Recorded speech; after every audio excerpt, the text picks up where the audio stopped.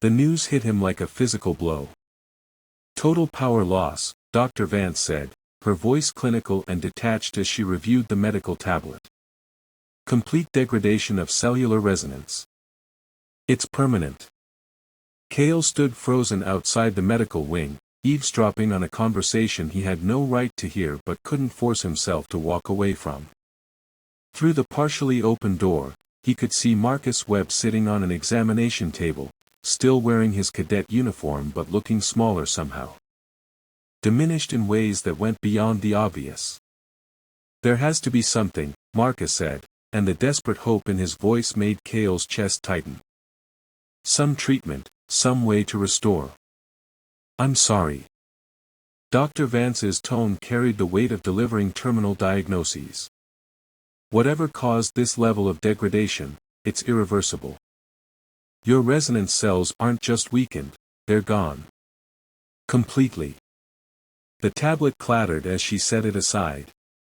I'll need to recommend immediate discharge from the Corps. Without abilities, you can't maintain your cadet status. Discharge. The word echoed in Kael's mind like a death knell. Marcus would lose everything, his future, his purpose, his entire identity built around being special. All because Kael had touched him in a moment of desperate hunger. He forced his feet to move, walking past the medical wing with measured steps that felt like fleeing a crime scene. The corridors of Outpost Blackthorn blurred around him as he navigated on autopilot, muscle memory guiding him while his mind reeled with implications. One less competitor, the frequency observed with satisfaction. His loss is our gain. Shut up. The words came out as barely a whisper, but they carried enough venom to make passing cadets give him a wide berth. You feel guilty. Curious. We took what we needed to survive. This is the natural order.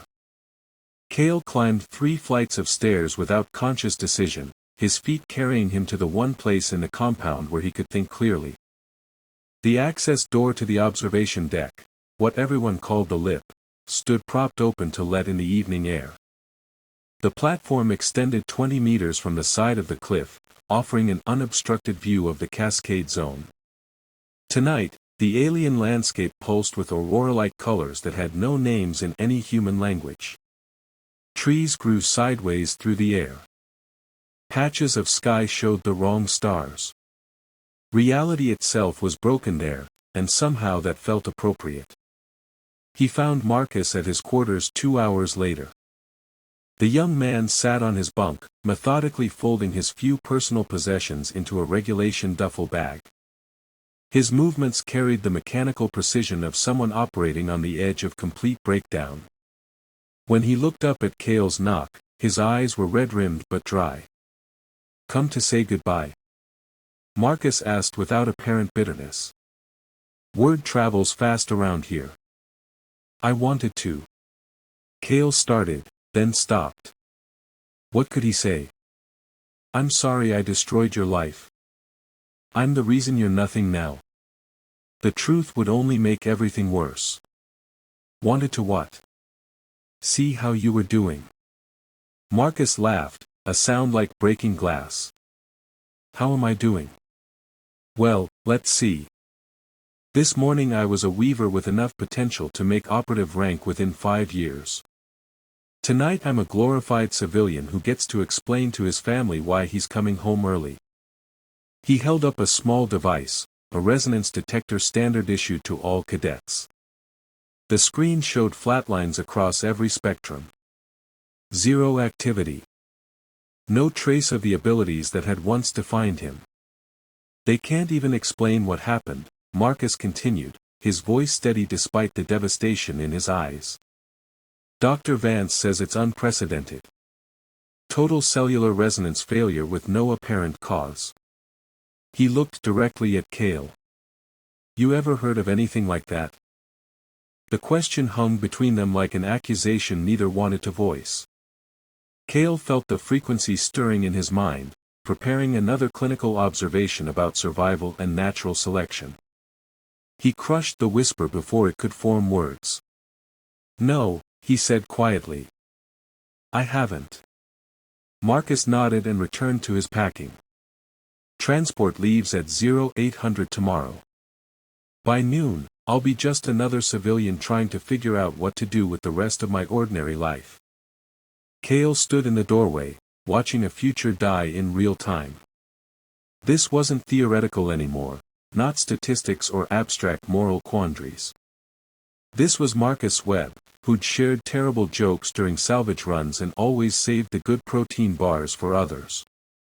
A person with dreams and fears and a family waiting for news that would never come.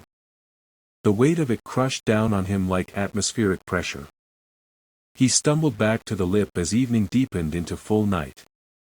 The observation deck was empty except for the wind and his guilt. For once, even the frequency seemed subdued, its usual whispers replaced by a silence that felt almost respectful. Kael gripped the safety railing until his knuckles went white.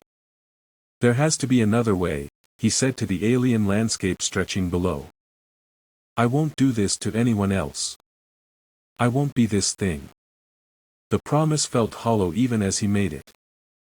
The hunger would return, it always did. And when it reached critical levels, his body would start dissolving again, forcing choices between his survival and someone else's future. A sound made him turn. Transport engines, growing louder as they approached the outpost's landing pad. But it was too late for scheduled arrivals, and the configuration was wrong, too many escort fighters, too much ceremonial precision. The lead transport touched down with military efficiency. Its cargo doors opened with hydraulic whispers, and a figure stepped out into the landing lights.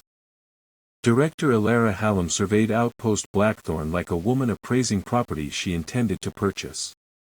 Her silver hair caught the harsh illumination, and her pale eyes swept across the compound with calculating assessment. When her gaze found Kael on the observation deck, she smiled. Even across the distance, he could read her lips as she spoke to her escort of black-uniformed soldiers. There you are.